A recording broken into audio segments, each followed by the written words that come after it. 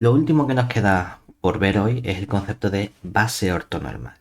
Pero por recapitular un poco los conceptos importantes que hemos visto nosotros, o algunas cosas que hemos visto en esta asignatura y que mejor deberían estudiarse más en profundidad otros conceptos, cuando hemos comenzado nosotros trabajando con nuestros espacios prehilbertianos y demás, hemos dicho que lo que nos interesa es trabajar en realidad con un espacio vectorial dentro de lo que cabe que tenga una dimensión infinita. Es decir, el objetivo de esta asignatura es trabajar con espacios de Hilbert. Y sabemos que nuestros espacios de Hilbert no dejan de ser un tipo de espacio vectorial donde tenemos unas estructuras adicionales. Entonces, recordemos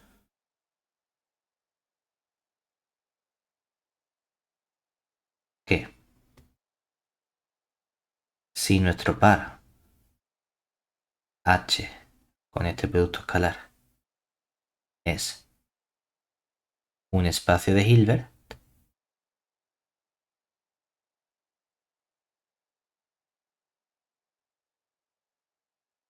entonces, ¿qué implica eso sobre los elementos que tenemos aquí? Mira, por un lado, lo que sabemos es que esta aplicación producto escalar, que va de nuestro H por H en un cierto cuerpo K, es un producto interno.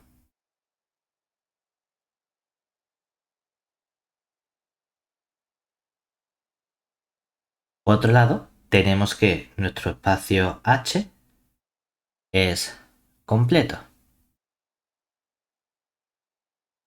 Y que fuese completo significa que toda sucesión de Cauchy era convergente, además a un elemento que estaba dentro de ese conjunto.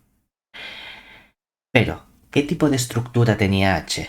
H inicialmente era un espacio vectorial, es decir, además, el par o el conjunto H era un espacio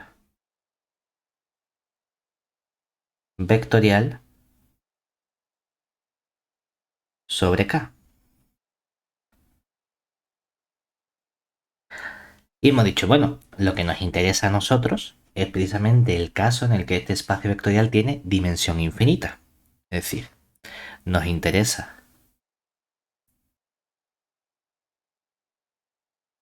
especialmente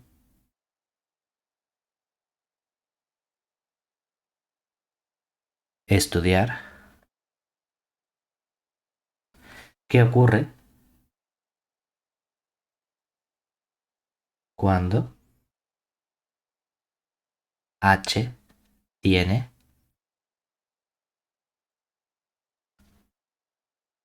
dimensión infinita.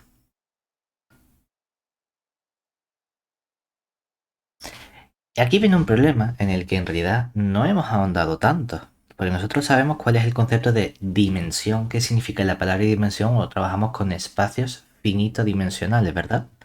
En un espacio vectorial llamamos dimensión al número de elementos que tiene la base.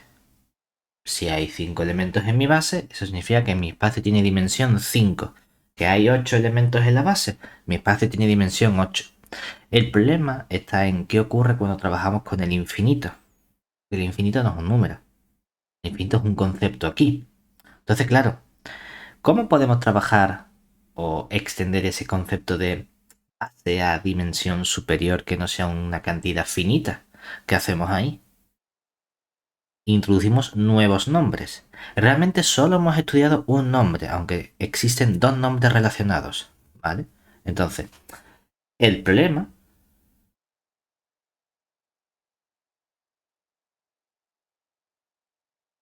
con dimensión,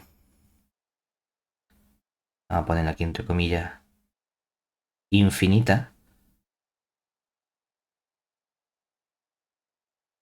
es que debemos trabajar en realidad con cardinales.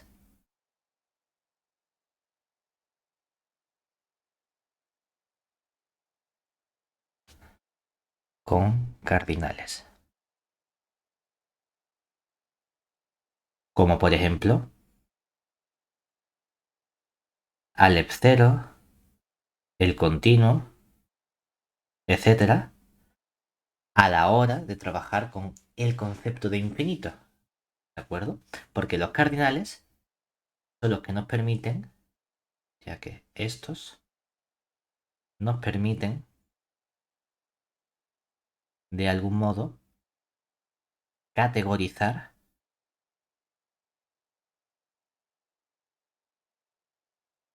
los tipos de infinito.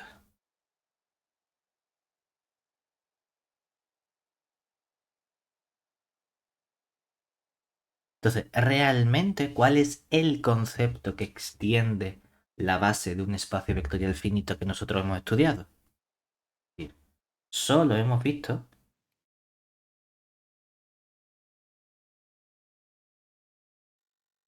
el concepto de base de Hamel. Entonces, ¿qué tiene que ocurrir para que algo sea una base de Hamel? Es decir, para ello,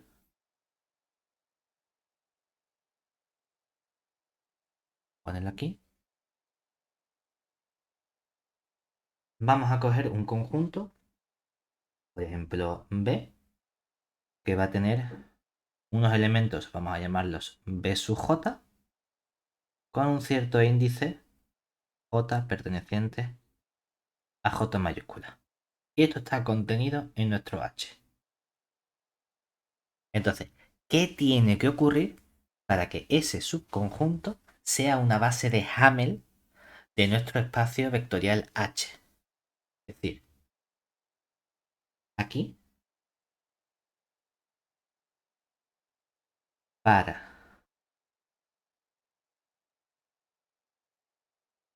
para que sea base de Hamel de H, estudiamos combinaciones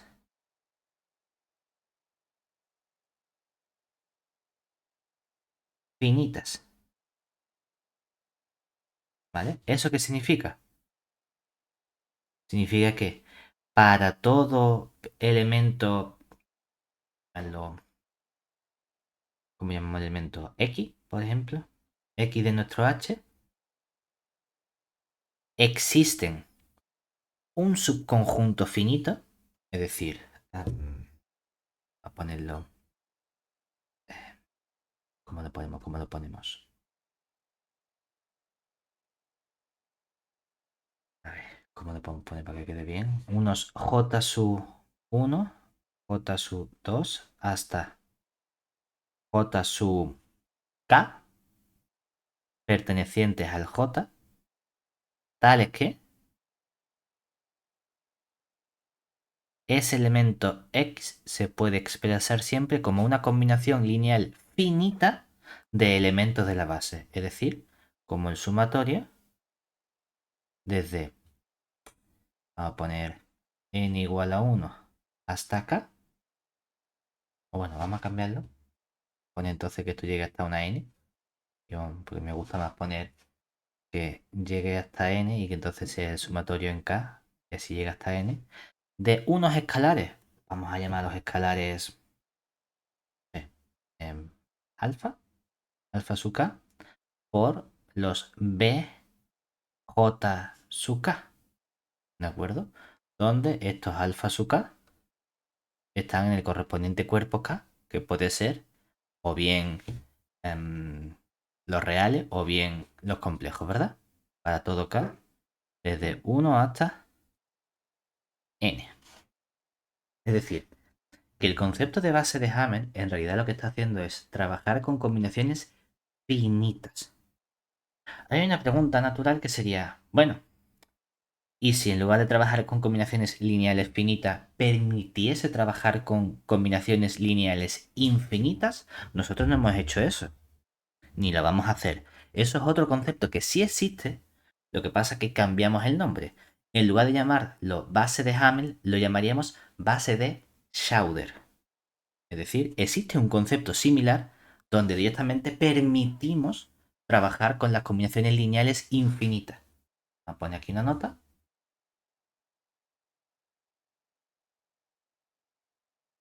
Cuando permitimos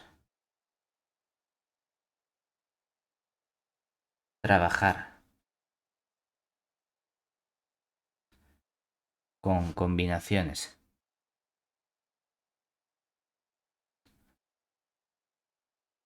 lineales infinitas, estaríamos hablando de una base de Schauder. Es decir, para que veamos la diferencia, si nosotros cogemos un conjunto que sea el conjunto B formado por las sucesiones, vamos a poner sucesiones que sean pues la 1, 0, 0, todo 0. La 0, 1, 0, todo 0. Es decir, la típica base cuasi canónica, por así decirlo, pero con infinitos elementos, donde tengo un 1 que va cambiando de posición. ¿Qué ocurre? Que entonces, por un lado, el elemento de la sucesión 1, 1, 1, que tiene infinitos unos, este elemento no puede expresarse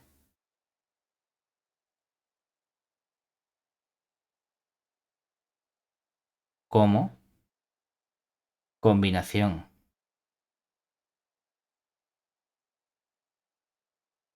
lineal finita de los elementos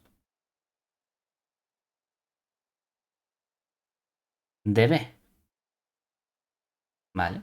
Lo cual implica que entonces, 100% seguro, sabríamos que ese conjunto no sería una base de Hamel del correspondiente espacio vectorial, porque ya hay un elemento que no se puede expresar como combinación finita.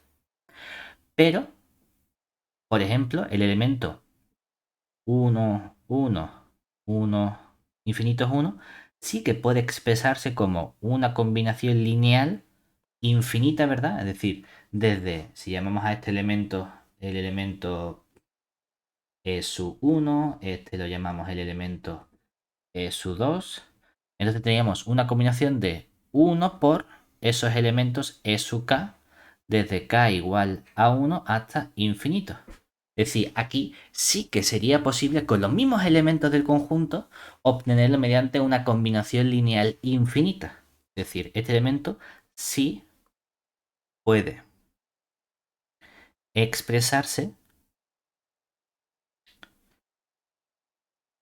como combinación lineal infinita de los elementos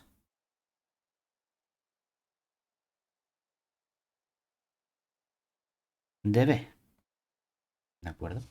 Lo cual significa que nosotros no vamos a trabajar con base de Schauder, pero que sepamos que hay dos conceptos muy parecidos que tienen la palabra base que nos permiten trabajar con esa idea intuitiva de base de un espacio vectorial finito. ¿Vale? Entonces, una pregunta natural que nos surge entonces es si precisamente estas bases de Hamel la idea que tienen es extender el comportamiento de una dimensión finita a una dimensión infinita, aunque no nos hemos dado cuenta o no nos ha interesado tanto al principio, la pregunta natural sería, vale, pero cuando hablamos de infinito, ¿de qué tipo de infinito estamos hablando en realidad? Porque hay distintos tipos de infinitos. Yo puedo tener una cantidad numerable, no numerable, peor, mayor. ¿Cómo de grande debe ser al menos esa dimensión de nuestros espacios? Es decir, aquí, nota, si nuestro par h con este producto escalar es un espacio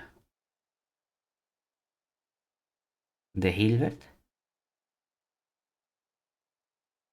de dimensión. Aquí vamos a poner infinita. ¿Cuánto vale exactamente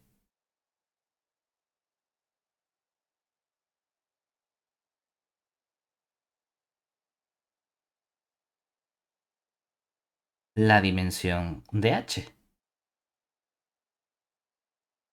Claro, sí es cierto que el concepto con el que estamos trabajando nosotros es ese concepto análogo de base, pero base de Hamel. Entonces uno dice, mira, realmente si B contenido en H es una base de Hamel de nuestro espacio H, entonces estamos definiendo la dimensión de nuestro espacio H justamente como la cardinalidad que tiene ese conjunto B. ¿Vale? Y sabemos que esa cardinalidad, ya que es infinita, el primer tipo de infinito con el que vamos a nosotros trabajar es justamente Aleph 0. Es lo mínimo que se despacha en nota a la hora de hablar de tipo de infinito. Entonces, pregunta natural. ¿Puede ser la cardinalidad Aleph 0? Es decir, ¿puedo tener una cantidad, una dimensión infinita en esta situación? Esa es una primera pregunta. No nos ha interesado tanto al principio, pero bueno, ya que vamos a trabajar ahora en esta hoy con bases ortonormales, que hay que tener mucho cuidado porque las bases ortonormales no son bases. Aunque utilicemos la misma palabra, tenemos que tener cuidado porque lo que nosotros entendemos por base es una base de Hamel. Eso es lo que está utilizando el concepto de base que nosotros recordamos de espacio vectorial, es decir, una base lo que significa es que todo elemento se puede expresar como combinación lineal de, y además una combinación lineal finita. Eso es lo importante para nosotros, que en esta asignatura base como espacio vectorial son combinaciones lineales finitas. Eso es lo importante. Lo que nosotros vamos a estudiar como base ortonormal en realidad no verifica esas propiedades de base, pero se llama también base. Porque bueno, lo tenemos así escrito ese concepto. Entonces, sin embargo, tenemos un resultado, proposición,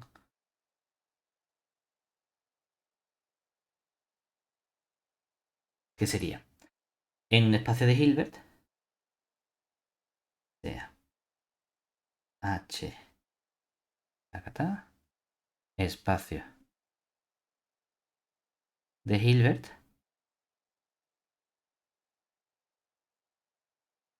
entonces vamos a tener un comportamiento sobre la dimensión de este elemento. ¿De acuerdo? Bueno, pues resulta que, lo diré, si tenemos este espacio de Hilbert, entonces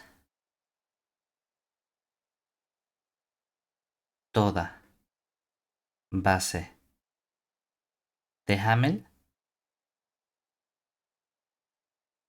es no numerable.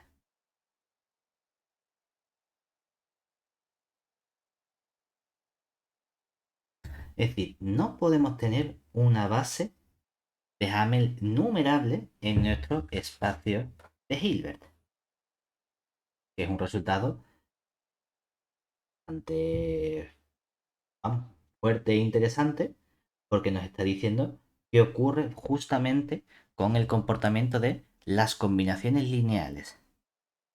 Entonces, ¿por qué esto es cierto? Porque si uno dice, bueno, vamos a tratar de razonarlo por reducción al absurdo, ¿no? Es decir, demostración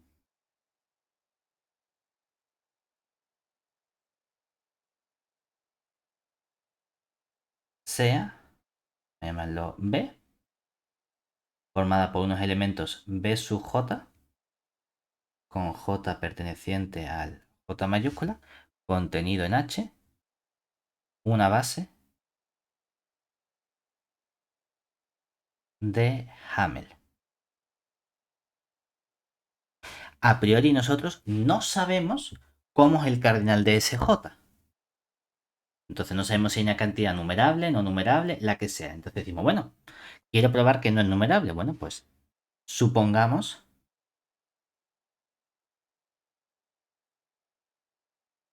por reducción al absurdo,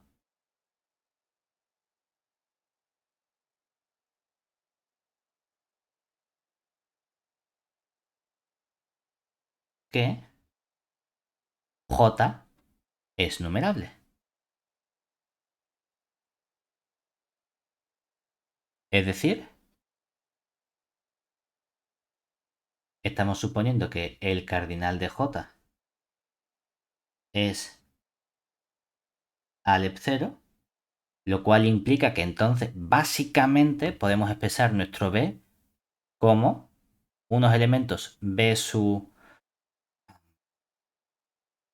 Aquí depende de cuánto queramos, como de precisos queremos ser. Si queremos ser muy, muy, muy precisos, lo que estaríamos diciendo es que esto lo podemos expresar como unos B sub J sub K. Y ahora esta K varía desde, o varía en los naturales. Es decir, que en realidad tenemos tantos elementos como elementos naturales. ¿Vale? Pero entonces,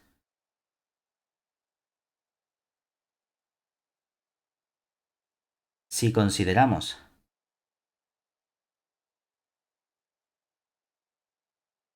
un nuevo elemento, que hemos dicho, por ejemplo, X, que lo vamos a construir como una combinación desde, desde K igual a 1 hasta infinito de los 1 partido K al cuadrado por los B sub J sub K. Hacemos una combinación de todos estos elementos de la base. Entonces, como estoy haciendo una combinación de los distintos elementos de la base, eso tiene que estar ¿dónde? En nuestro espacio H. Entonces decimos, vale, esto es algo que está en nuestro H. Precisamente porque aquí hay un poquito más de trabajo detrás, porque tú dices, es que tiene una combinación infinita.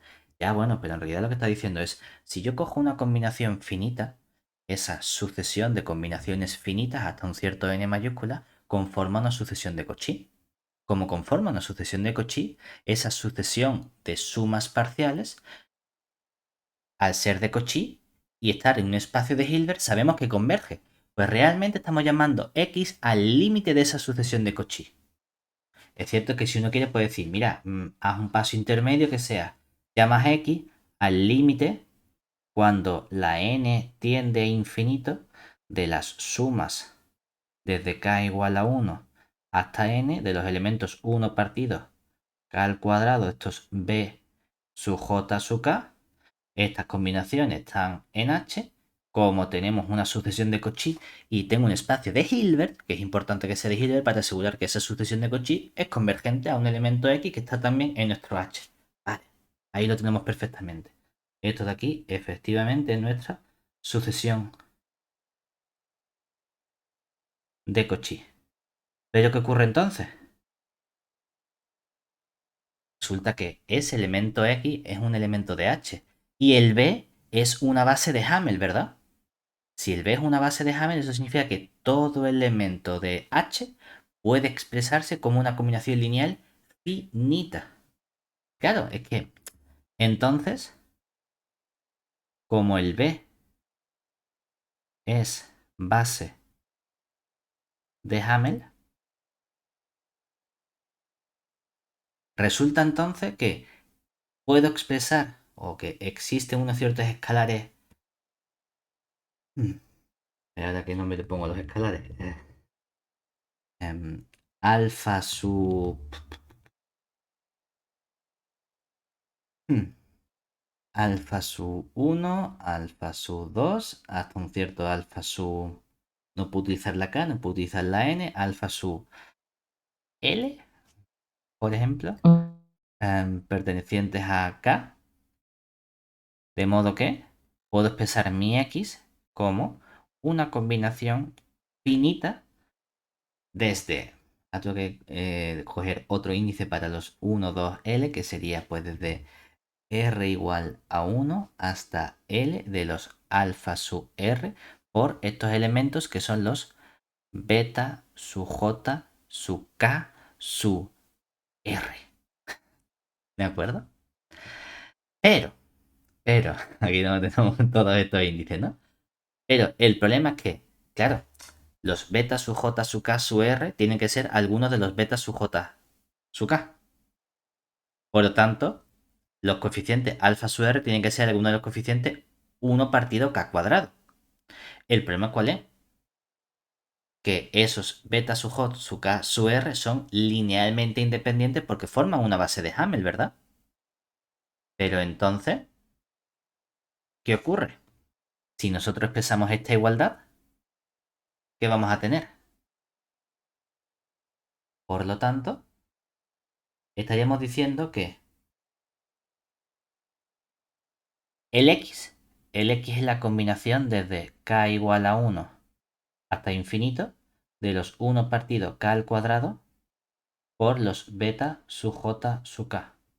Y eso tiene que coincidir con la suma desde K igual, desde R, la suma desde R igual a 1 hasta L de los alfa sub R por los beta sub J sub K sub R. Claro. ¿Y eso qué implica entonces? Si hacemos la diferencia, todo eso es igual a 0. Pero tengo una combinación de elementos igual a 0. Como esos elementos son independientes, eso me está diciendo que entonces existen valores de K pertenecientes a los naturales para los cuales los términos 1 partido K cuadrado, ¿cuánto tienen que valer? 0. Porque en el lado izquierdo tengo una cantidad infinita, en el lado derecho tengo una cantidad finita, ¿verdad? Eso significa que si esa diferencia es 0, es que no lo quiero juntar todo porque si no teníamos que meter nuevos coeficientes. Imagínate que fuesen por orden, que tú dijese el BJR, o sea, el BJK1 es el BJ1. Por suponer, no tienen por qué estar ordenados, pero imagínate que van uno a uno, ¿no? Entonces, los dos coeficientes tienen que ser iguales. El 1 partido 1 cuadrado tiene que ser el alfa 1. Y para el siguiente, el BJK2 tiene que ser el BJ2. Entonces, el 1 partido 2 al cuadrado tiene que ser el coeficiente alfa sub 2. Y eso lo podemos igualar. Pero claro, hay un momento en el que nos quedamos sin coeficientes alfa R en la derecha. Para el L más 1 ya no hay coeficientes. ¿Eso qué significa? Si son linealmente independientes, los otros coeficientes tienen que coincidir, pero el coeficiente de los alfa R, si no están, es que es 0. Entonces los coeficientes de la izquierda, que son los 1 partido K cuadrado, también tiene que ser 0, ¿verdad? Porque estamos diciendo, si tengo una combinación lineal, esa combinación lineal tiene que ser la misma. Porque es lo guay de que sea justamente una base de Hamel. Pero eso implica que los coeficientes coinciden, o sea que 1 partido K cuadrado tiene que ser 0. El problema es que 1 partido K cuadrado nunca puede ser 0, ¿verdad? Y ahí tenemos nuestra contradicción.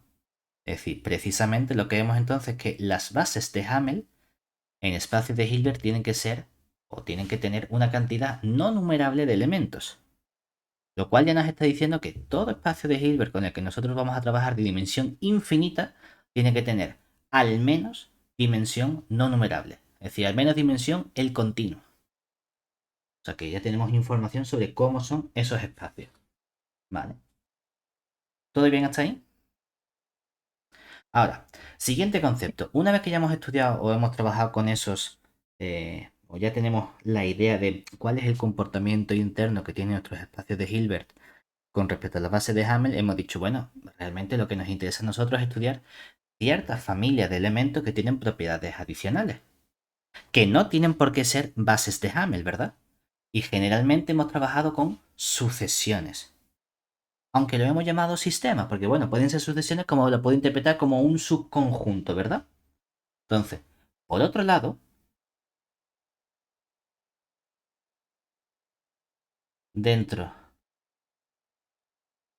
de nuestro espacio de Hilbert H,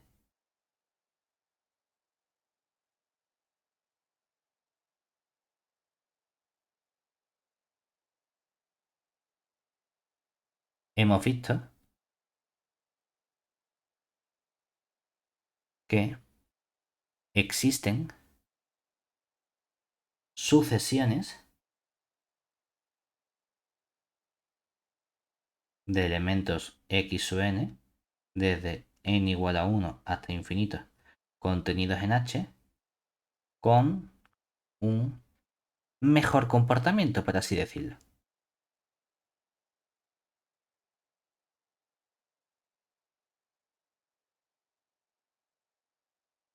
Lo cual nos permite hablar de, por un lado, hemos hablado de sistemas ortonormales, ¿verdad? Y para eso, ¿qué tenía que ocurrir con la sucesión? Muy sencillo, que el producto escalar de cada x sub n con el x sub m tenía que ser siempre el delta nm para cualesquiera n y m naturales. Es decir, o valían 0 cuando los elementos eran distintos o valían 1 cuando tenía el mismo elemento. Mira qué bien. Pero también hemos trabajado con otro concepto, que es lo que llamamos un sistema completo. ¿Qué ocurría en los sistemas completos? Que tú elegías un elemento. Decías, oye, pues mira, voy a coger un elemento X arbitrario en principio de nuestro espacio de Hilbert. Donde si ese elemento X que yo cojo arbitrario de mi espacio de Hilbert cumple que es perpendicular con todos los X sub n, entonces la única opción posible es que ese elemento X, ¿quién tiene que ser? El 0. El 0, ¿verdad? Que ese era un modo de decir, oye, en realidad, ¿qué ocurre? Que cuando cojo la sucesión X sub n, desde n igual a 1 hasta infinito, y como conjunto le calculo el complemento ortogonal, los elementos que son perpendiculares con toda la sucesión únicamente son el elemento 0, ¿verdad? Eso es lo que significa que tengamos un sistema completo, ¿vale?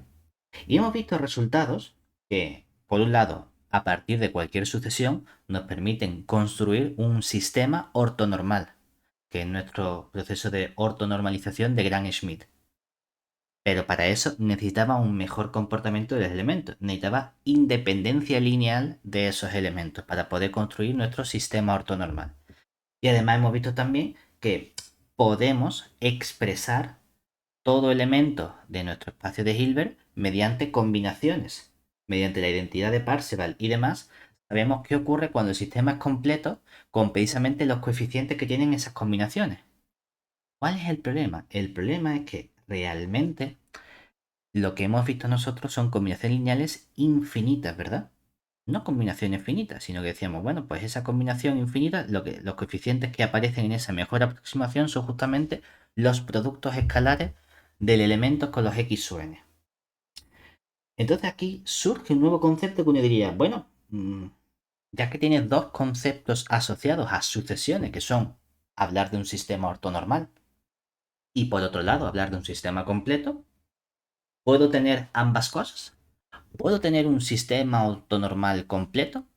Oye, precisamente fíjate en que con respecto a los sistemas ortonormales hemos visto un resultado que nos decía, todo sistema ortonormal, ¿cuántos elementos tiene? O una cantidad finita o una cantidad numerable.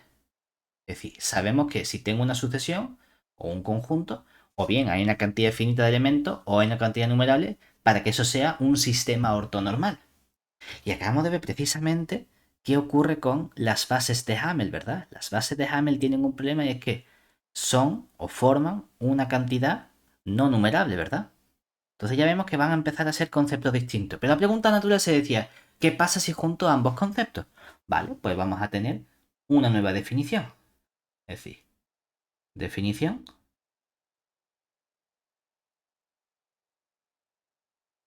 sea nuestro H producto escalar un espacio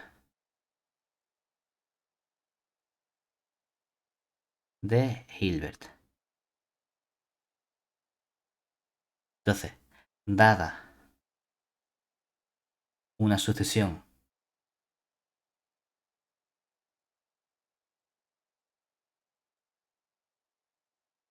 x sub n desde n igual a 1 hasta infinito contenido en H, diremos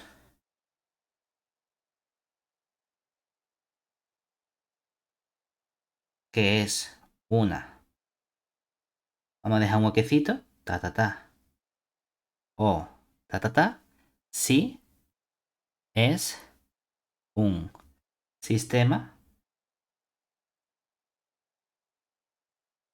ortonormal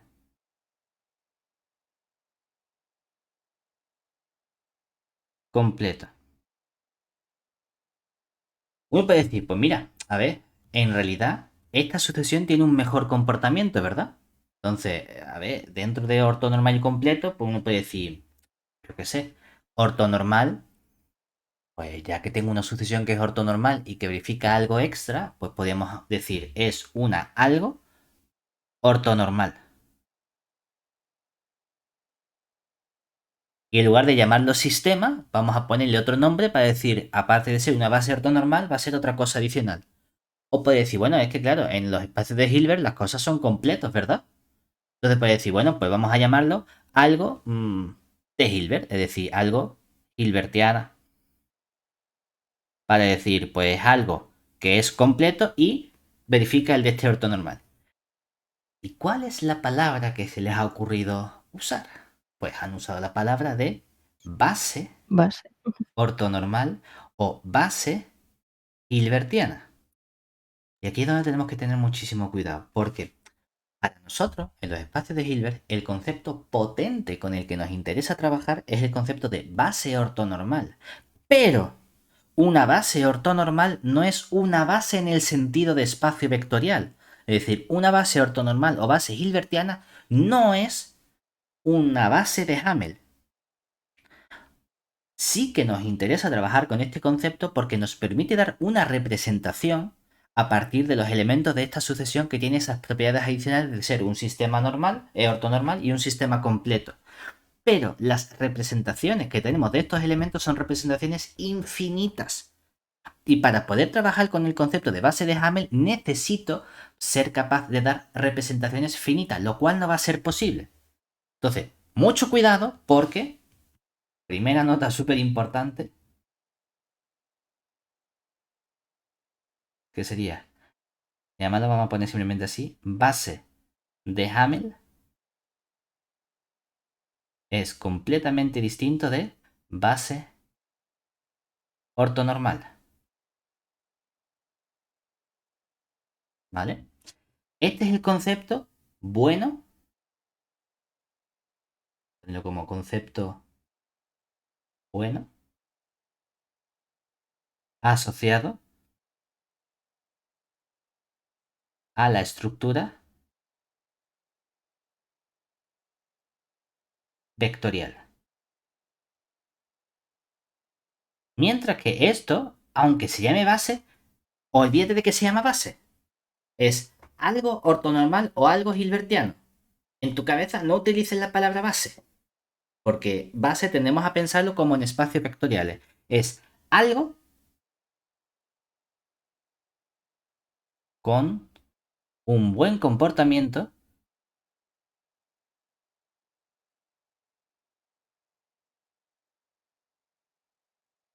para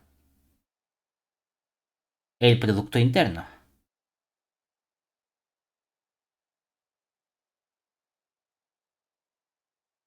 De hecho, tiene sentido ya que no puedan ser ni estar completamente asociados Porque las bases de Hamel son no numerables, mientras que las bases o los sistemas ortonormales tienen que ser forzosamente como mucho numerables. Entonces es imposible que ambas cosas pueden ser equivalentes. ¿Vale? ¿Hasta ahí bien? Entonces, lo que sí vamos a tener es un resultado que nos dice, oye, si justamente nuestros espacios de Hilbert tienen una estructura vectorial, ¿por qué la estoy ignorando? Bueno, porque aunque tiene esa estructura vectorial, a nosotros no nos interesa trabajar con esa estructura vectorial realmente. Para nosotros es suficiente trabajar con la estructura buena que tienen precisamente estos sistemas ortonormales completos. Va a ser suficientemente importante y característico para obtener información de los elementos que nos hace falta. Entonces tenemos un teorema que nos permite relacionar el comportamiento de prácticamente todos los conceptos que hemos estado viendo en las lecciones anteriores, que es lo que llamamos el teorema de la base ortonormal. Teorema de la base ortonormal. Simplemente nos va a dar una serie de caracterizaciones de ese buen comportamiento desde el punto de vista del producto interno. Entonces, por un lado, sea nuestro par H con el producto escalar un espacio de Hilbert. Y aquí sí es cierto que para poder tener este resultado necesito un comportamiento un poquito mejor y es que pueda asegurarme la existencia de esa sucesión ortonormal completa. Entonces, para ello, lo que vamos a necesitar precisamente es añadirle una propiedad a nuestro espacio de Hilbert y es que sea un espacio de Hilbert separable para garantizarme la existencia de esa sucesión de ese conjunto numerable, ¿no? Y vamos a coger una sucesión x sub n desde n igual a 1 hasta infinito contenido en H que sea un sistema ortonormal.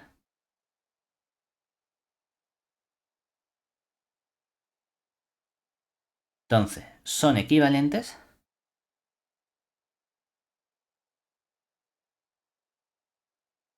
por un lado, pedirle a este sistema ortonormal que además sea completo. Es decir, pedir precisamente que nuestro conjunto x sub n, desde n igual a 1 hasta infinito, sea base,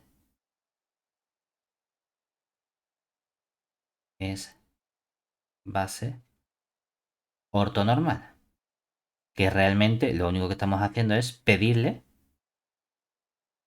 que sea un sistema completo, porque ya era un sistema ortonormal.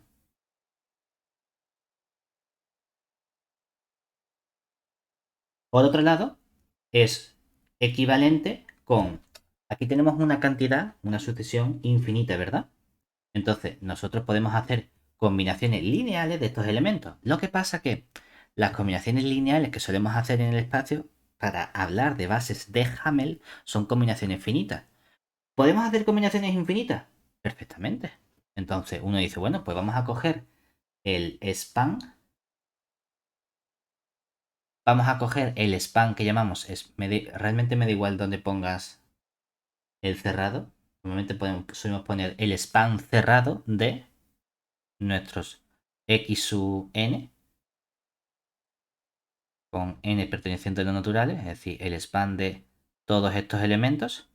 Y si hago el cerrado, lo que quiero es que eso sea denso en H, es decir, que la clausura de estas combinaciones nos dé todo el espacio H.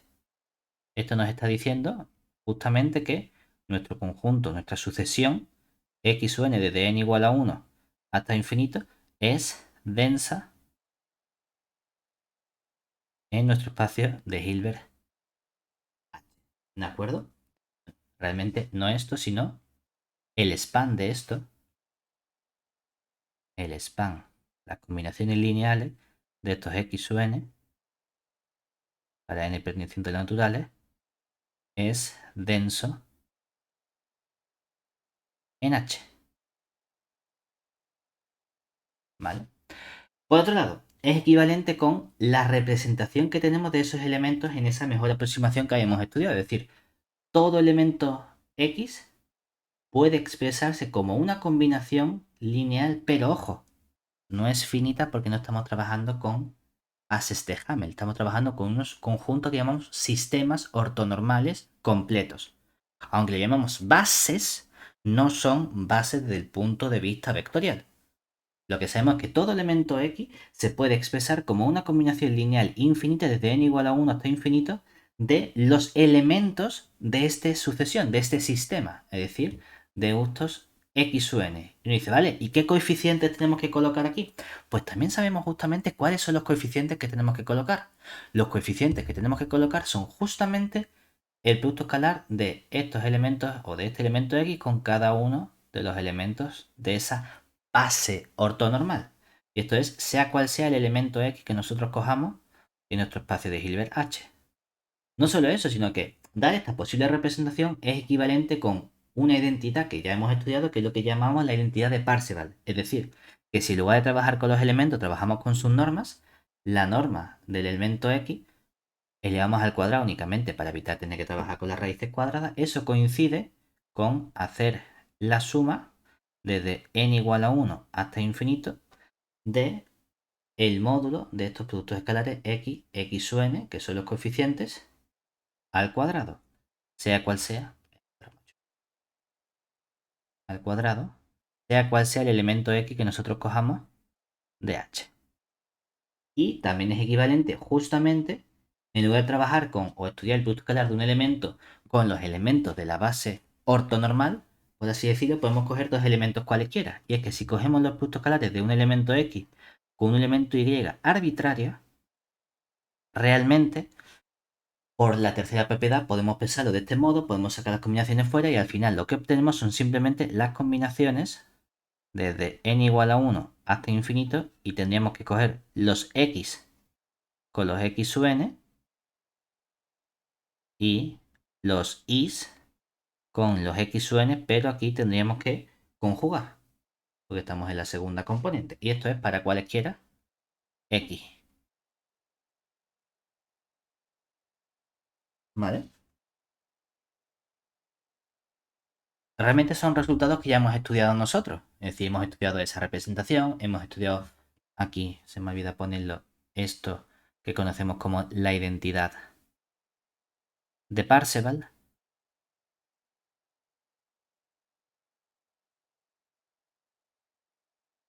Entonces, estos conceptos son útiles porque nos permiten caracterizar básicamente los elementos de nuestro espacio de Hilbert a partir de una cantidad adecuada de elementos que son nuestro base ortonormal.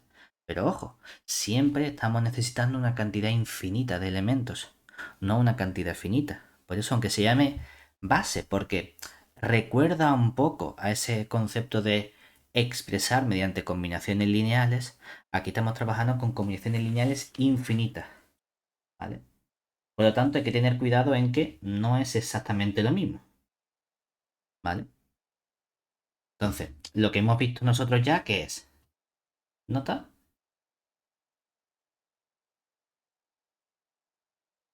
Hemos visto ya entonces que si H es un espacio de Hilbert, una base de Hamel no puede ser una base ortonormal. ¿Vale? Precisamente por lo que hemos visto de que tengo una cantidad no numerable, mientras que en la base tenemos una cantidad numerable, ¿verdad? Pero ojo, aunque esto ya se sale del estudio que nosotros queremos hacer, pero en espacios prehilbertianos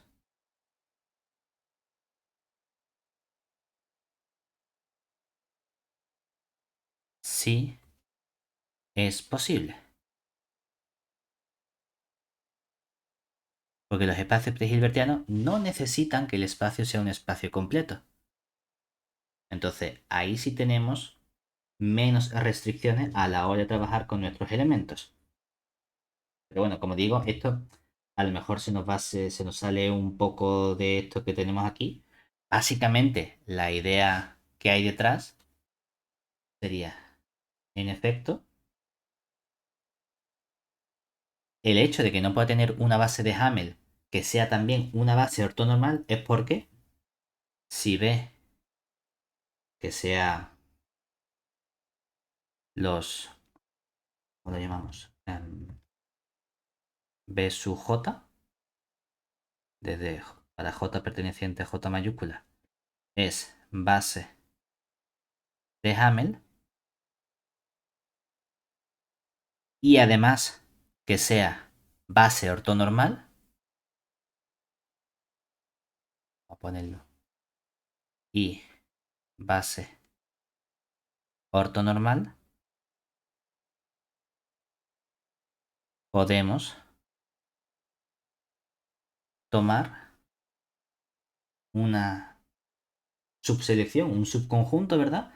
De unos B sub J sub K, con K perteneciente a los naturales, que sean ortonormales, ¿verdad?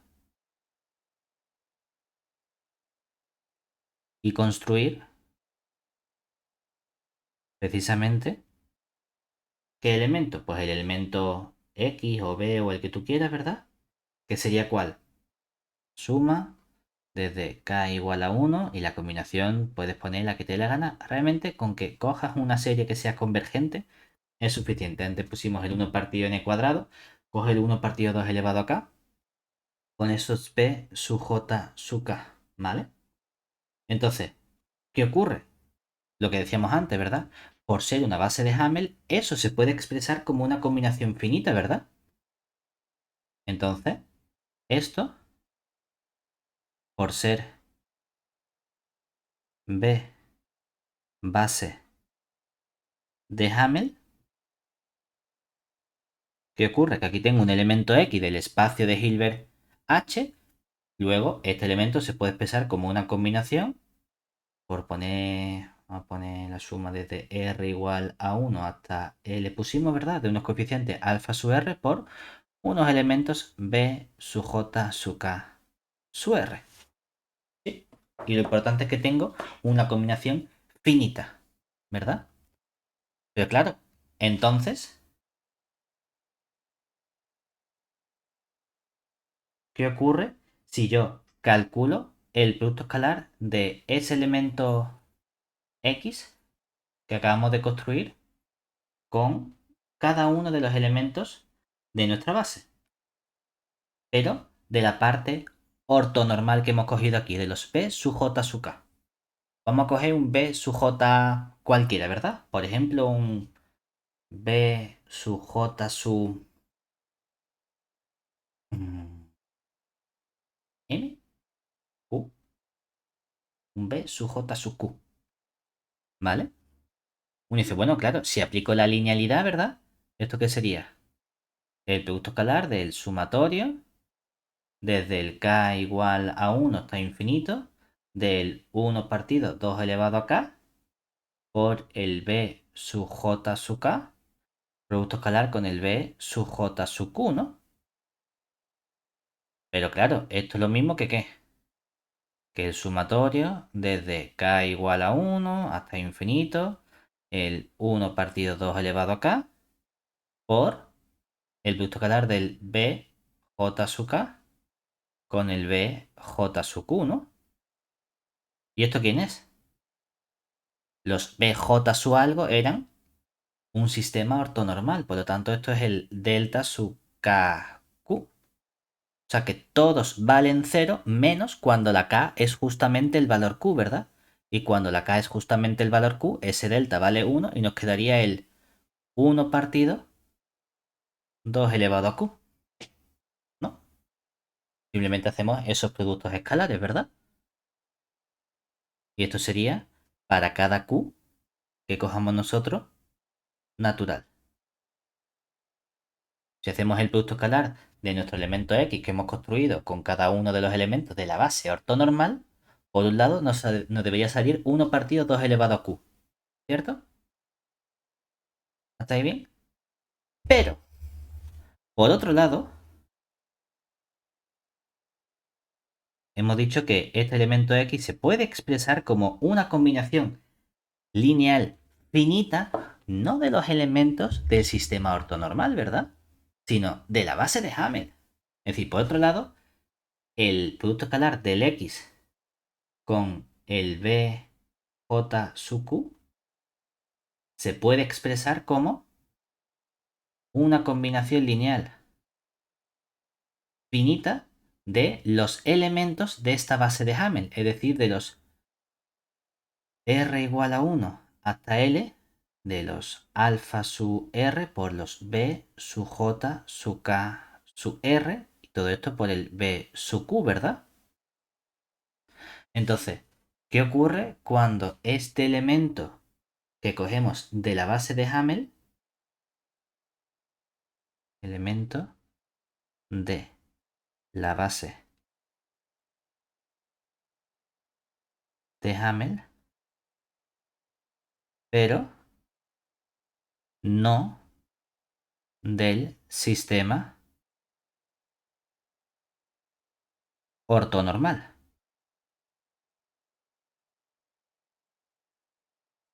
¿Qué va a ocurrir? Que entonces, ¿cuánto valdrá ese producto escalar?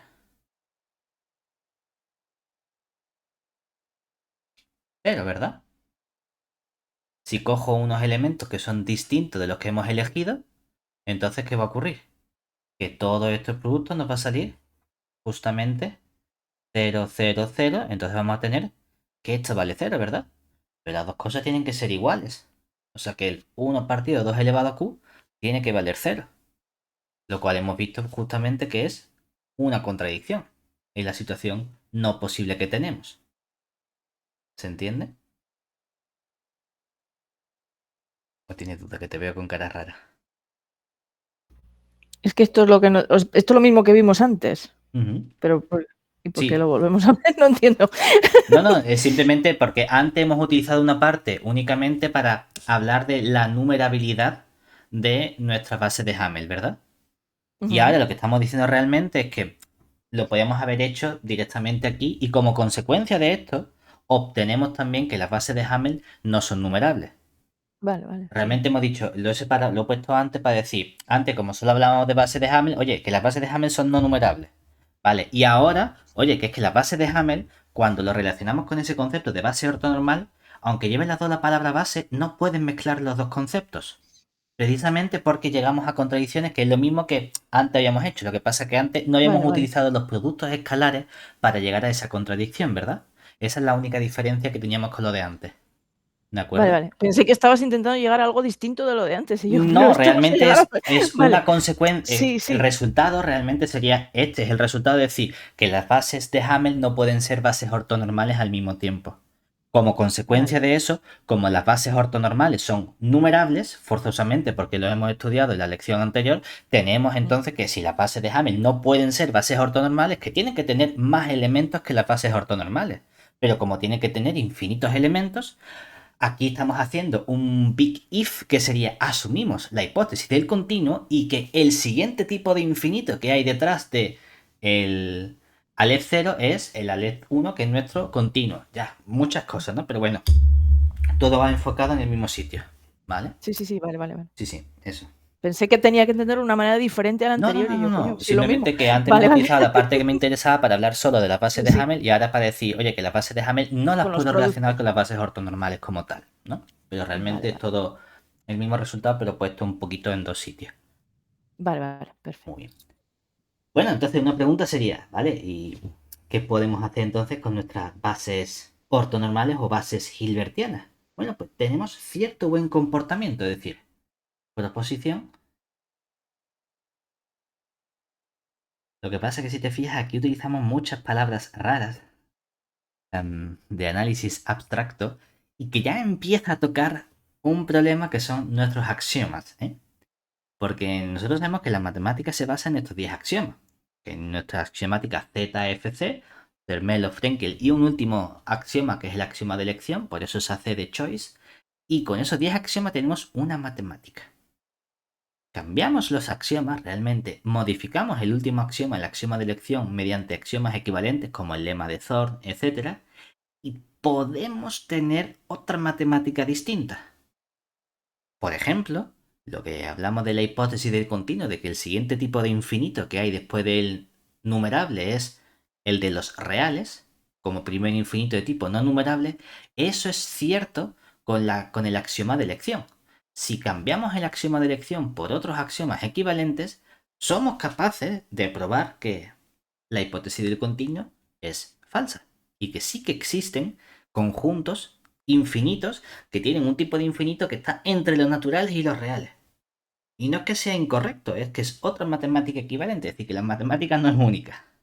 Entonces, todos estos resultados, en el momento en el que tengamos que irnos a la axiomática, porque van a ser resultados abstractos que sí, me van a garantizar existencia, pero realmente tener existencia está bien, ¿no? Pero siendo honestos, si no sabemos construir esos elementos, nos sirve de bien poco a la hora de trabajar. De nada me sirve saber que hay algo ahí que no tengo ni idea de cómo se puede trabajar con ello. Empiezan a pasar cosas raras como nuestra paradoja de Van-Starsky y demás. Entonces, sí, matemáticamente es correcto. Como la paradoja que nos dice, si coges una esfera y rompes esa esfera en 8 trozos, eres capaz de reagrupar 5 trozos y 3 trozos y tienes 2 esferas sólidas iguales que la inicial.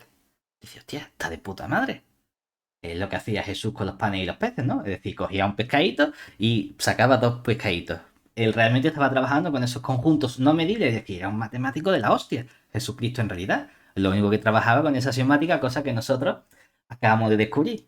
Entonces, cuando trabajamos con todos estos elementos, está bien saberlo y tenerlo ahí en la recámara y decir, vale, pueden pasar cosas raras, pero en la práctica, si no son demostraciones constructivas, nos va a dar muy poca información como tal. Simplemente saber que hay algo raro, un comportamiento por ahí y que bueno, poco más. Uno de esos resultados es este que ponemos a continuación, que nos dice que si tenemos nuestro espacio de Hilbert, es decir, sea nuestro H con el producto, espacio de Hilbert, donde tenemos un conjunto x sub n, desde n igual a 1 hasta infinito, contenido en H, que sea un sistema ortonormal.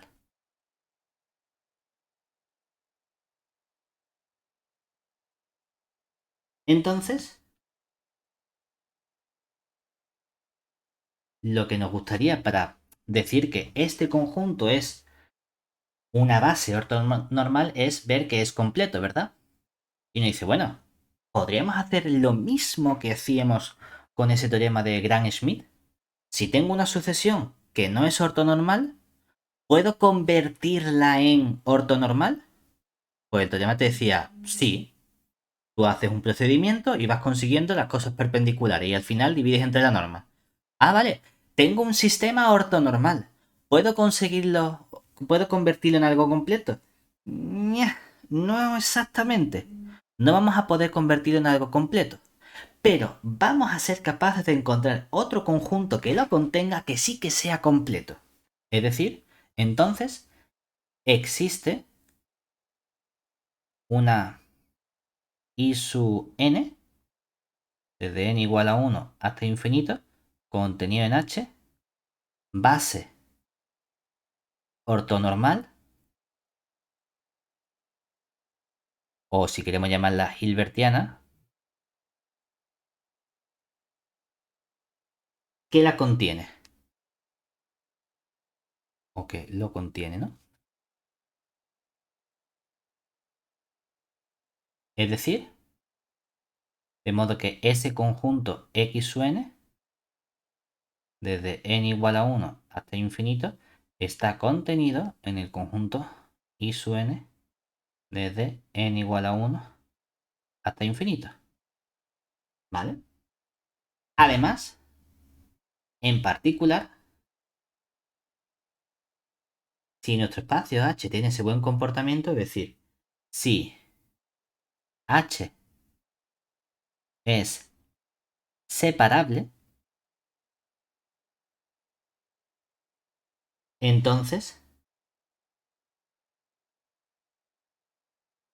existe.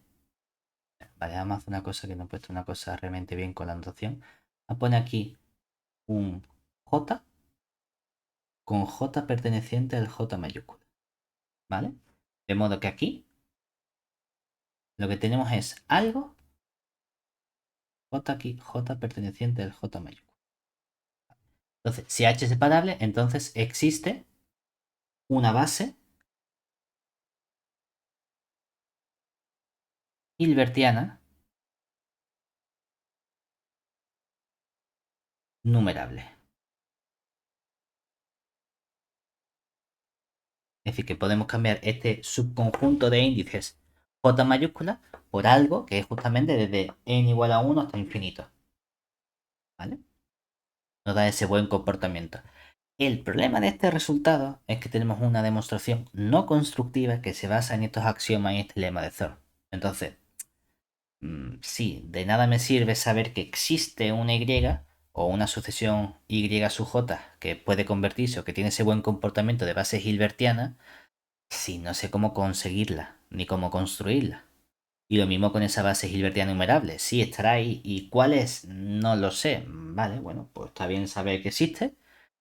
Por si tenemos algún resultado de existencia que tengamos que probar, pero a la hora de digamos que trabajar con esos elementos no vamos a ser capaces. Lo que sí es cierto es que tenemos un buen resultado que nos permite relacionar el comportamiento de cualquier espacio de Hilbert con unos espacios de Hilbert muy concretos. El espacio de Hilbert más sencillo con el que nosotros hemos trabajado es realmente la extensión natural de espacios vectoriales de dimensión finita a dimensión infinita, que son espacios de sucesiones. Y el único que tiene ese producto escalar asociado es precisamente el espacio L2.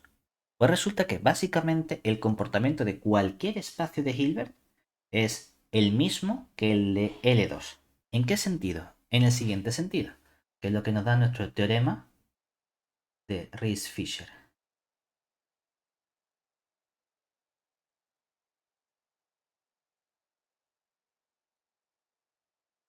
Lo que llamamos un teorema de representación. ¿Por qué? Porque lo que nos dice es que sea nuestro H con nuestro producto interno un espacio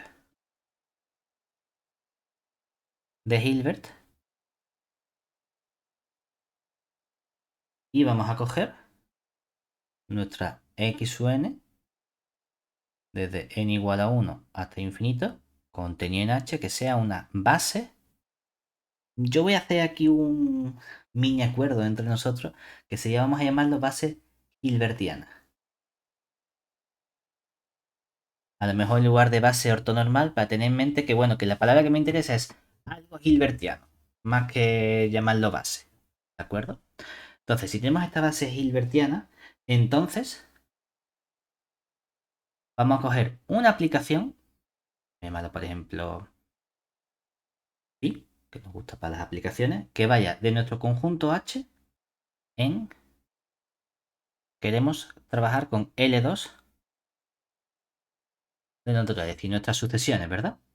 Claro, aquí tú coges un elemento. Bueno, como esto es una cantidad numerable, pues podríamos construir aquí el producto escalar de cada elemento X con estos elementos X sub n. Cada uno de estos elementos, ¿qué va a ocurrir? Me va a proporcionar el qué? Un elemento del cuerpo K. Por lo tanto, tengo algo o una sucesión si cogemos todos estos productos escalares para n pertenecientes o desde n igual a 1 hasta infinito, ¿verdad? Y además, como estamos en este espacio de Hilbert, tengo una base hilbertiana, nuestro teorema de representación que habíamos visto nos decía, oye, espérate, es que como es una base ortonormal base hilbertiana, este elemento se puede expresar siempre de este modo y además, ¿qué ocurre con la norma? La norma coincide con la suma de estos productos escalares al cuadrado, ¿verdad? Pero esto sería la norma de esta sucesión XX sub n en L2. Y como este X un elemento de H tiene norma finita, ¿verdad? Por tanto, nos está diciendo que justamente esta aplicación está bien definida. Es decir, que si a cada X le asocias la sucesión de sus coeficientes, por así decirlo, tenemos precisamente un elemento de L2, ¿vale? Pues esta aplicación no es una aplicación cualquiera. Esta aplicación es una isometría lineal biyectiva. Lo cual está de bien porque precisamente mantiene las normas de los productos escalares, es lineal, lo cual me permite trabajar con cualquier combinación de los elementos que estamos haciendo. Y está bien porque precisamente nuestros espacios de Hilbert son justamente espacios vectoriales. Por lo tanto, los espacios vectoriales se componen a partir de combinaciones lineales de elementos.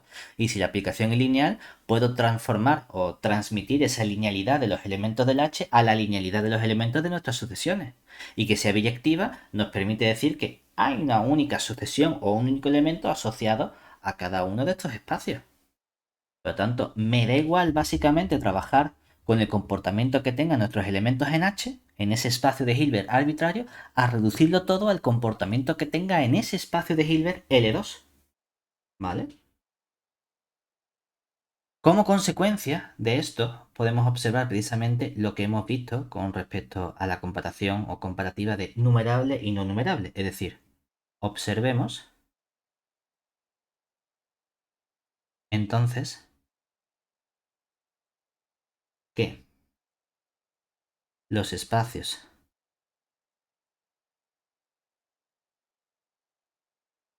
de Hilbert no separables sí pueden poseer bases hilbertianas que sean no numerables.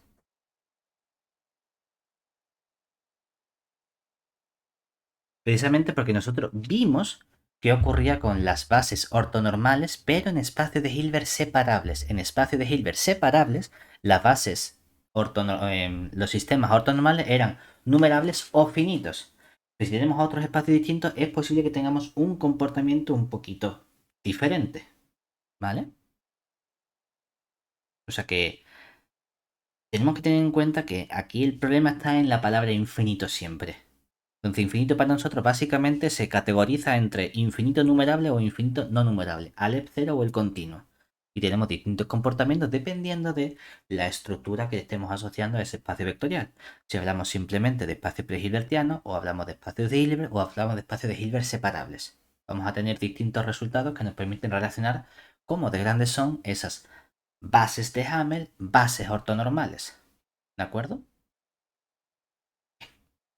Entonces, vamos a ver cómo aplicamos esto a algunos ejemplitos, por así decirlo, para decir, bueno, simplemente algún tipo de representación.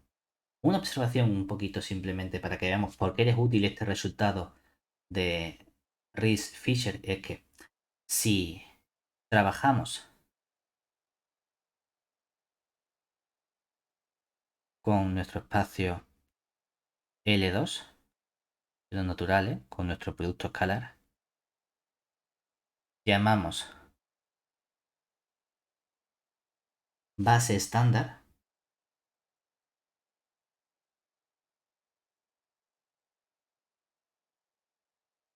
a la base, a ponerla. Cuando eran sucesiones le poníamos la rayita, ¿verdad? Es su n, desde n igual a 1 hasta infinito, contenido en L2 de los naturales, donde cada E sub n era una sucesión formada por los delta nk, donde la k variaba desde 1 hasta infinito, y esto era para todo n natural. Es decir, básicamente, todos ceros y un 1 en la posición nésima, ¿cierto? Entonces, por el teorema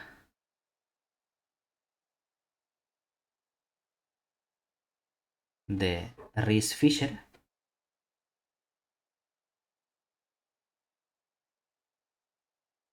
toda base ortonormal o Hemos dicho. Toda base hilbertiana. Qué poco consecuente soy, a ver. Toda base hilbertiana de cualquier H que sea espacio de Hilbert, pero ojo, separable, puede expresarse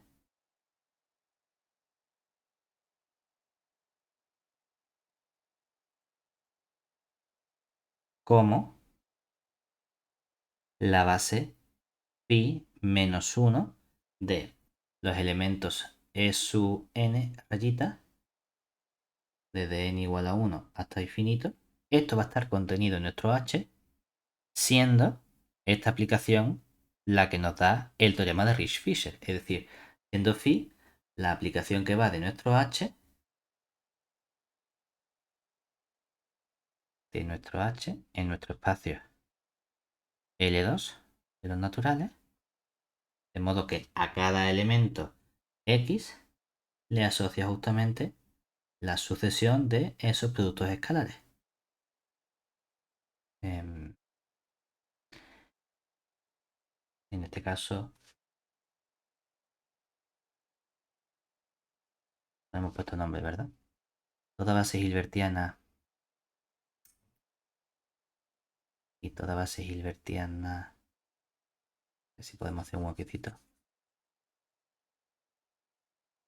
Toda base hilbertiana dada por x u n, desde n igual a 1 hasta infinito, de h, espacio diversión. Se puede pensar de este modo, donde esta aplicación es la que nos está mandando todo elemento a la combinación o el producto escalar con los elementos de esa base. ¿De acuerdo? O sea que básicamente podemos expresar la base x sub n justamente como esos phi menos 1 de los e sub n. Es decir, que cada x sub n no es otra cosa que la antimagen de ese e sub n para esa correspondiente aplicación phi. Fíjate que la aplicación phi está asociada a la base hilbertiana. Cambian la base, cambian la aplicación. ¿De acuerdo? Es decir, podemos expresar ese elemento x sub n como el phi menos 1 del e sub n rayita para todo n natural. En general, trabajar con estos conceptos y estudiar precisamente cuando algo es una base ortonormal o hilbertiana no es sencillo, porque de los dos conceptos hay uno que es el complejo. El concepto complejo es precisamente la parte de completitud. Y siempre que queramos probar si algo es completo, eso es lo que más nos va a costar.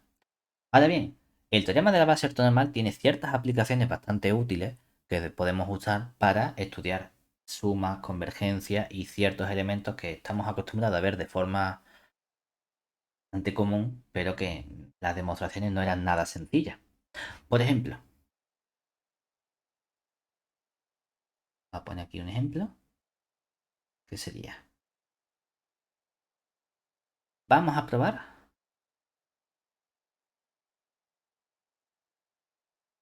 que la suma desde n igual a 1 hasta infinito de 1 partido n cuadrado, ¿cuánto vale? Y cuadrado partido de 6, ¿verdad? Que lo hemos visto chorrocientas veces. Y uno dice, en una serie, convergencia de una serie. Puede ser de funciones de una variable 1, a estudiar la convergencia.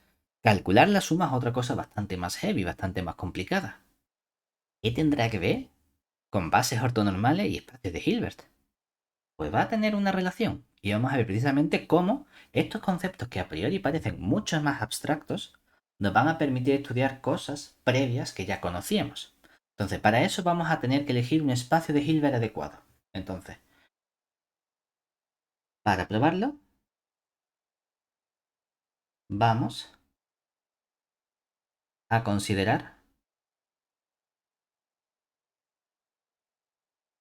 el espacio de Hilbert L2 de nuestro intervalo menos pi con el producto escalar asociado, donde vamos a considerar una base hilbertiana o base ortonormal. Y la base hilbertiana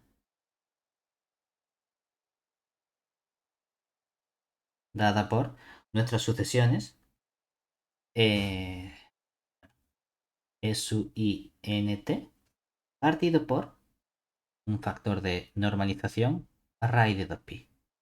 Y esto para n perteneciente a los enteros, que hemos dicho que realmente no tenían por qué siempre estar en n, que realmente con que hubiese una cantidad numerable era suficiente, ¿verdad? Aquí estamos haciendo de momento un big assumption, que es, vamos a creernos que efectivamente es una base ortonormal o base hilbertiana. Realmente ya hemos estudiado estas sucesiones en un ejemplo al principio de las lecciones, que era comprobar que formaban un sistema ortonormal. La parte chunga, entre comillas, es probar que eso es completo. Vamos a creernos efectivamente la completitud de momento, para no tener que estudiar cosas muy abstractas, porque necesitamos herramientas sobre operadores un poquito más complejas para ser capaces de probar que las cosas son completas en general. Entonces uno dice, bueno, vale, tienes una base hilbertiana, una base ortonormal, tienes tu espacio de Hilbert, ¿y qué? ¿Cómo relaciono ahora todavía esta familia especial de funciones con esta serie? Bueno, lo que hemos visto nosotros es que si cojo cualquier elemento de nuestro espacio de Hilbert, ese elemento, como tengo una base hilbertiana, puede expresarse como una combinación de nuestros elementos, ¿verdad? Y además la identidad de Parseval es cierta. Es decir, sabemos entonces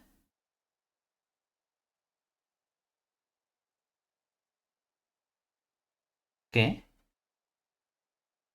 si yo cojo cualquier f, a poner esta f puede expresarse como cualquier o como la suma para n perteneciente a z de los productos escalares de este f con estos elementos e sub i nt partido raíz de 2pi por las funciones e elevado a int partido raíz de 2pi para todo f que cojamos de nuestro espacio L2 de menos pi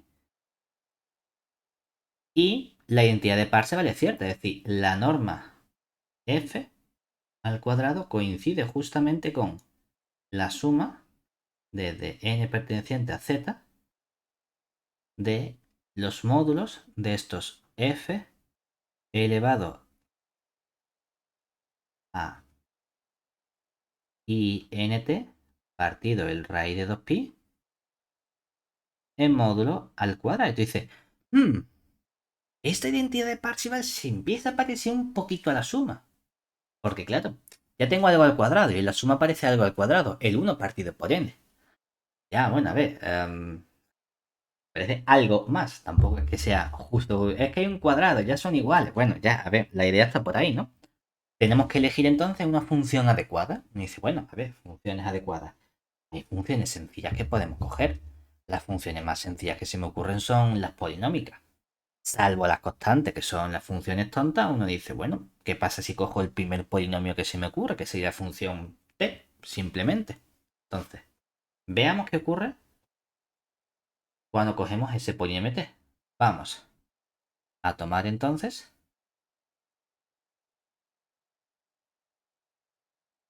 f de t definida como t y calculamos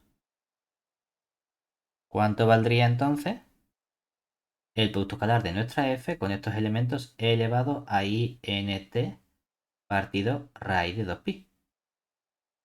Esto por definición, ¿qué nos quedaría? La integral entre menos pi y pi de nuestra función f de t por el e elevado a int, ojo, conjugado, partido raíz de 2pi, diferencial de t. Que si queremos, bueno, el raíz de 2pi lo puedo sacar fuera, si no nos molesta. La integral entre menos pi y pi de la función f de t es simplemente t, y esta función sería e elevado a menos int. diferencial de t, ¿verdad? ¿Qué hacemos? Bueno, pues vamos a integrar por parte, que es lo más sencillo. Integramos por parte, ¿qué nos quedaría? Si cogemos como u nuestra función t, entonces el diferencial de u nos quedaría diferencial de t. El diferencial de v sería el e elevado a menos int diferencial de t. Y entonces la v valdría, la primitiva de e elevado a int sería menos e elevado a menos int dividido entre in, ¿verdad? Ojo, eso ya nos está diciendo una cosa sobre este valor que tenemos aquí, ¿verdad? Tenemos esta n dividiendo. La n en principio era un elemento de z, ¿verdad? Lo cual significa que, bueno, que esta expresión es válida siempre y cuando n sea como distinto de 0. O sea que luego Distinto de tendremos que 0. estudiar aparte el caso n igual a 0. Bueno, no pasa nada. Ha sido una penalización o una excepción únicamente. Cogemos entonces nuestro 1 partido el raíz de 2pi. Todo eso lo multiplicamos por el u por v, que sería menos t elevado a menos int, dividido entre el in, y todo ello evaluado entre el t igual a menos pi y el t igual a pi, menos, con este menos se convierte en más, v diferencial de u, que sería el 1 partido in, lo podemos sacar fuera, por la integral entre menos pi y pi del elevado a menos int diferencial de t. ¿Qué nos quedaría todo esto entonces? Pues tendríamos nuestro 1 partido el raíz de 2pi. Luego tenemos aquí el 1 partido in. Evaluamos por un lado en t igual a pi, nos quedaría menos pi. Y aquí tendríamos luego elevado a menos i n pi, ¿verdad? Eso es lo mismo que elevado a menos i pi y todo ello elevado a n, ¿verdad? ¿Y cuánto vale elevado a menos i pi?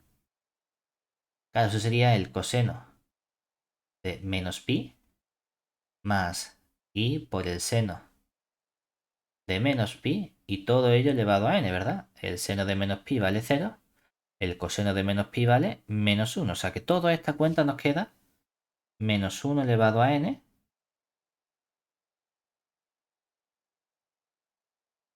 Y restamos. Ahora viene en menos pi, ¿verdad? Menos con menos se convierte en más. Y cuando cogemos menos con menos elevado a n pi, me queda también menos 1 elevado a n, ¿verdad? Porque realmente toda esta cuenta, ¿cuánto sale? 0. Más el 1 partido n. Esta integral, ahora que nos va a quedar, nos va a quedar la misma primitiva, es decir, tener que evaluar esta integral, vamos a poner aquí la primitiva directamente, sería menos elevado a menos int dividido entre in y todo ello evaluado entre t igual a menos pi y t igual a pi. ¿Cuál es la diferencia ahora? Pues mira, tengo otro in que sale con este in. Entonces, en realidad, cuando multiplique nos va a quedar un i cuadrado n cuadrado.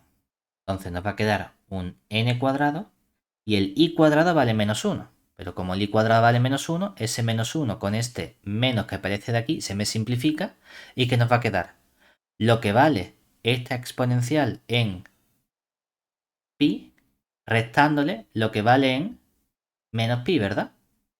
O sea que ¿qué nos va a quedar entonces? Tendremos ahí el qué. Tendríamos el e elevado a menos i n pi menos el e elevado a i n pi. ¿No? Sí, exactamente. Espérate. Aquí cogíamos el pi. Ah, no, aquí me he equivocado. Porque Sí, porque en ese el segundo no Sí, era sí, E al no. menos I, Este sería. era más, Se ¿no? me ha olvidado un menos, ¿verdad? Es menos. Con este menos se convierte en más. Y como evalúo en t igual a menos pi, sale otro menos, ¿verdad? Entonces sale otro menos aquí, ¿verdad? Este sí sale 0. Porque este sí nos queda menos 1 elevado a n menos menos 1 elevado a n. Pero este nos queda dos veces el menos 1 elevado a n, ¿verdad? O sea que vamos a tener entonces un... A ver que yo vea. Tenemos aquí menos 2 pi menos 1 elevado a n dividido entre raíz de 2 pi y n, ¿verdad? Sí, vale. ¿Cómo podemos simplificar esto? Bueno, a ver, lo puedes dejar así si quieres, ¿no? Pero puedes decir, el 2pi con el raíz de 2pi es lo mismo que poner una raíz de 2pi, ¿verdad? Si multiplicas arriba y abajo por i, claro, multiplica i, abajo nos queda i cuadrado, que es menos 1, con este menos se nos cancela. Entonces nos queda i, y luego tenemos este menos 1 elevado a n, y todo eso dividido entre n. Simplemente porque ni nos gusta tener raíces dividiendo, ni nos gusta tener números complejos dividiendo. Somos así de caprichosos los matemáticos. Eso es, o esta expresión la tenemos para todo n distinto de 0, ¿verdad? Es decir, para todo n que no sea 0. Por otro lado, tenemos que estudiar el caso n igual a 0, ¿verdad? Por otro lado, si n es igual a 0, ¿qué nos quedaría? Producto escalar de f con 1 partido raíz de 2pi. Bueno, va a quedar simplemente la integral entre menos pi y pi de t por 1 partido raíz de 2pi. No hace falta ni que la calculemos ya, ¿no? Es decir, de 0. Porque t es una función impar, estamos integrando un intervalo simétrico, automáticamente la integral sabemos que vale 0. Vale, ya tenemos todos los coeficientes calculados, ¿verdad? Como consecuencia, vamos a aplicar nuestra identidad de Parseval. Es decir, si aplicamos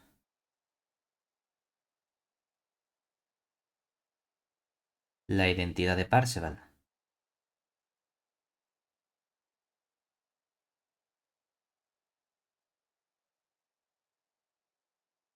a nuestra función,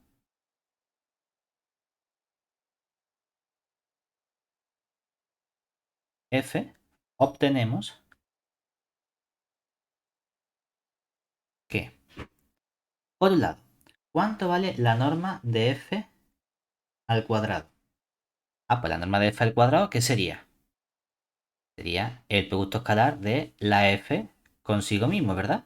O lo que es lo mismo, la integral entre menos pi y pi de t por el t conjugado, pero como el t es una función real, que nos queda simplemente la integral entre menos pi y pi de t cuadrado diferencial de t, que bueno, nos quedaría un t al cubo, en pi vale pi al cubo, en menos pi vale menos pi al cubo como resto, pues nos queda 2 pi al cubo partido de 3, ¿verdad? Y hay que tener cuidado porque muchas veces intento hacer cosas rápido de cabeza y no me salen bien. Entonces, em, te tengo a ti para que me controle que las cuentas son correctas. 2 pi cubo partido de 3. Por otro lado, tendríamos que calcular la correspondiente suma, hemos dicho, ¿verdad? La suma de estos elementos. Realmente la suma para todo z, pero hay un coeficiente que ya sabemos que es 0, el de z igual a 0, el de n igual a 0.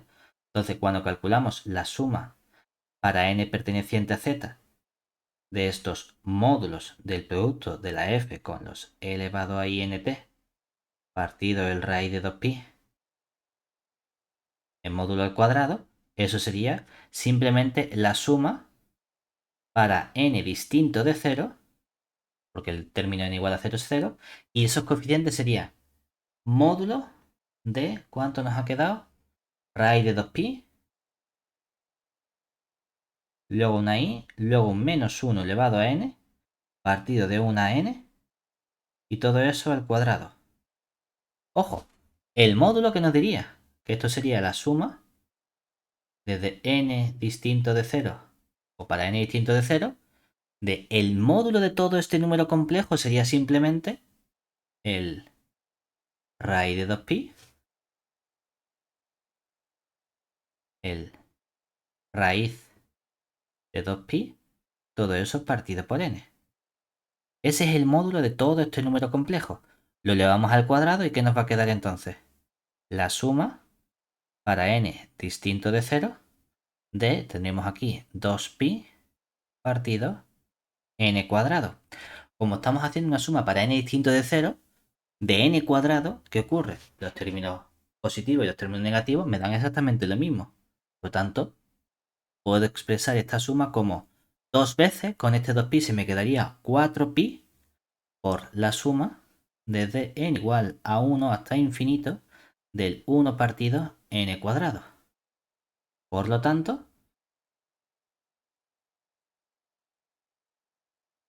tendríamos así que 2pi al cubo partido de 3 tiene que coincidir con 4pi por la suma desde n igual a 1 hasta infinito de 1 partido n al cuadrado, que esto nos daría entonces, si y solo si, la suma desde n igual a 1 hasta infinito de 1 partido n al cuadrado, nos quedaría un pi pasa dividiendo, o sea que nos queda un pi cuadrado. El 4 pasa dividiendo, un 2 se me simplifica con el 4, me queda otro 2 dividiendo, 3 con el 2, 6, que era justamente lo que queríamos probar. Pues mira, resulta que probar esta identidad de nuestro problema de Basilea ha sido una cosa súper sencilla cuando hemos cogido nuestras bases hilbertianas o bases ortonormales de unos espacios de Hilbert muy concretos. Si quieres puedes intentar una cosa, que sería el siguiente ejercicio. Sería repetir el proceso con f de t igual a t cuadrado. A ver qué obtenemos. No estoy seguro de si obtenemos la suma de los cubos o la suma de las potencias cuartas. Me quiere sonar que la de los cubos, pero no estoy seguro ahora mismo de cabeza. Si es la de los cubos debería salir un pi cuartos partido por 90 o algo así, pero tampoco lo recuerdo exactamente. Pero algo más o menos. Esa es la misma utilidad que nos pueden decir, oye, pues vamos a buscar esas sumas raras de 1 partido n cuadrado o 1 partido n cubo o 1 partido n a la cuarta y ver justamente que nos salen esas distintas potencias también. Y la utilidad es coger precisamente estas identidades de Parseval con nuestros espacios de Hilbert adecuados. ¿Vale? Y con eso tenemos ya la diferencia o toda la parte completa de estas bases ortonormales. Lo importante que tenemos que tener en cuenta que el concepto de base ortonormal es el que nos va a interesar a nosotros trabajar en los espacios de Hilbert, pero que no es una base per se, sino es algo que se llama base cuando no deberíamos utilizar el nombre de base. Debemos utilizar otra cosa que fuese, yo que sé, representación ortonormal. O precisamente, llámalo sistema ortonormal. Lo que pasa es que, claro, entonces sistema base ortonormal es ortonormal y completo. Bueno, pues yo qué sé. Han utilizado la palabra base como por juntarlo ya todo, pero no es una base. ¿De acuerdo?